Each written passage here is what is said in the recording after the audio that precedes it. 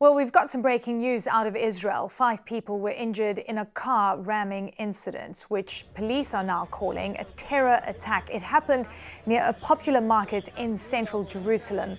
CNN's Hadas's Gold joins us now live from Jerusalem from the very latest developments. Hadas, there are reports of at least 7 ambulances at the scene.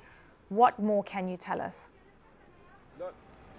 Eleni, what we're hearing from Israeli police and the Israeli prime minister is they are calling this a terror attack. Now, this took place at the intersection behind me. Police have already actually moved the car that they say was used in this attack and have completely cleared the scene. This is something that Israeli authorities often do, is to clear the scene and get life back to normal as quickly as possible. But from what we understand, about 2 hours ago, a car rammed into pedestrians crossing this intersection. We are right next to the Yehuda market. It's one of the most popular markets in Jerusalem, not only for locals, but for tourists alike. And this was likely a very busy time. From what we understand, at least 5 people were injured.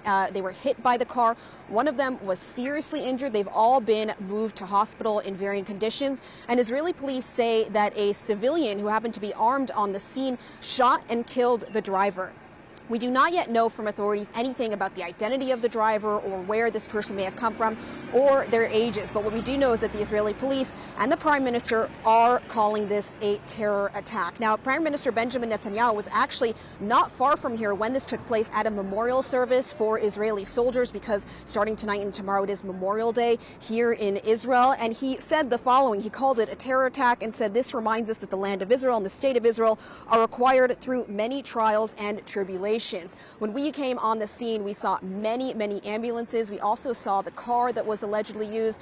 We saw that it had at least 2 windows, one of its side windows and a back window completely shot out. And we actually even saw the body of what appeared to have been the driver being covered up by authorities and being loaded up into an ambulance. As we've been reporting, of course, for several months now, it's been a very tense period, especially here in Jerusalem in the last few weeks. And clearly the situation and the tension and the violence flaring does not seem to be abating. It will not seem to be abating anytime soon.